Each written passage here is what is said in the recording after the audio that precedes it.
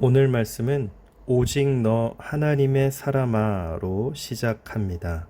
이 호칭 앞에 잠시 머무르지 않을 수가 없는 것 같습니다. 바울은 그동안 디모데를 자신의 영적 아들로 생각을 하면서 자신과의 관계성을 중심으로 디모데를 불러왔습니다. 그런데 이제는 하나님과의 관계성을 중심으로 오직 너 하나님의 사람아 라고 부르고 있습니다. 하나님의 집인 교회를 잘 지키고 세워가야 하기에 다른 어떤 관계보다 하나님과의 관계가 중요하기 때문일 것입니다. 아무나 하나님의 사람이라고 부르지 않습니다. 구약에서는 모세, 사무엘, 그리고 선지자들 몇몇에게만 붙여졌던 호칭이었습니다. 하나님의 사람, 듣기만 해도 신뢰가 되고 기대가 되지 않습니까? 저와 여러분들도 주변에서 그렇게 불리워질 수 있으면 좋겠습니다. 또한 하나님의 사람은 어제 살펴본 거짓 가르침을 따르는 사람들과 대조되는 표현이기도 합니다. 11절 말씀에 이것들을 피하라고 하는데요. 이것들은 4절, 5절에 묘사된 돈을 사랑하며 복음과 경건을 이익의 도구로 삼는 자들, 교만하며 다툼을 일으키는 자들의 모습을 가리킵니다. 그들과 달리 디모데는 하나님의 사람으로서 의와 경건과 믿음과 사랑과 인내와 온유를 따르며 믿음의 선한 싸움을 싸우고 영생을 취하는 자가 되어야 합니다. 이를 위해 네가 부르심을 받았다고 하는데 이 부르심은 디모데뿐만 아니라 우리를 향한 부르심이기도 합니다. 여기서 의라는 것은 정의하기는 어렵지만 좀 단순화시켜서 이해하면 하나님과의 바른 관계라고 할 수 있습니다.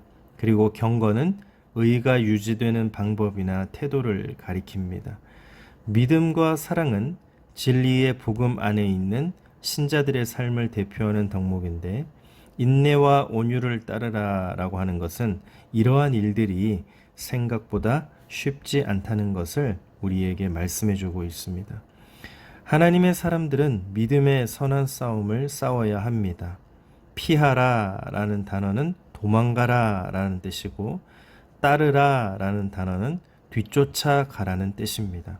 즉 영적인 전투 현장에서 우리는 필사적으로 잘못된 교훈과 삶으로부터 도망쳐서 선한 것들을 바짝 뒤쫓아가야 한다는 것이죠.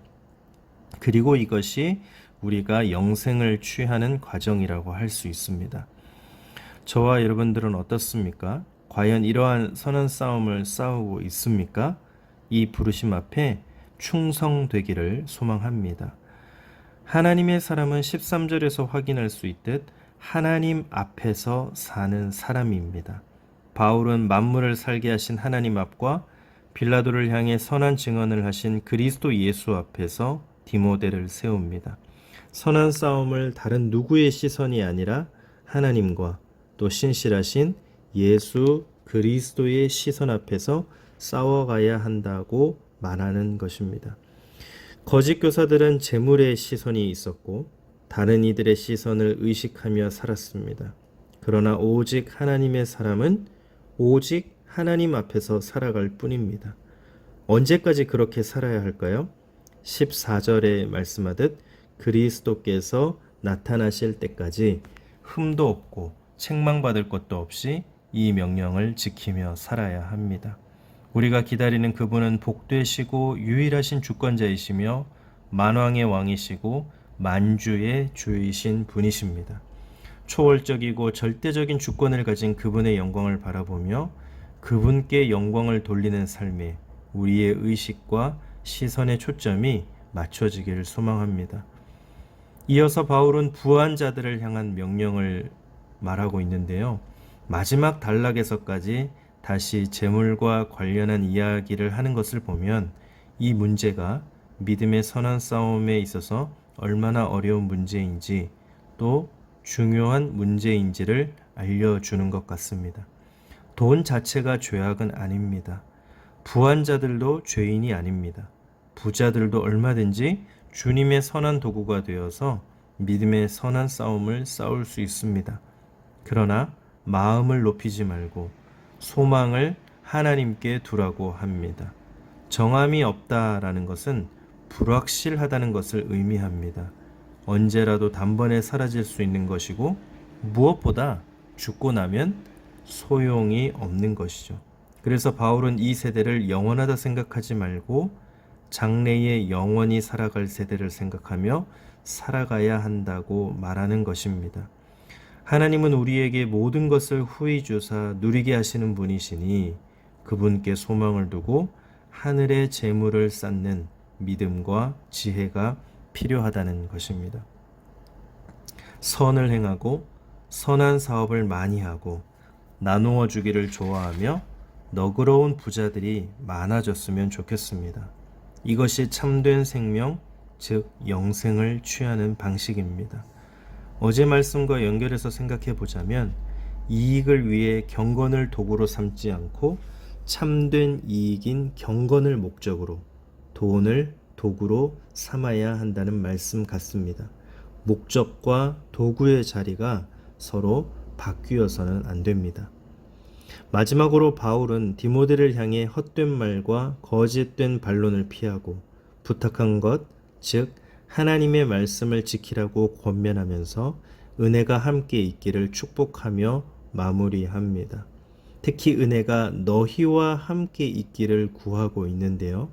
디모데전서를 디모데뿐만 아니라 다른 성도들도 같이 읽기를 바랐던 바울의 의도가 비추어집니다.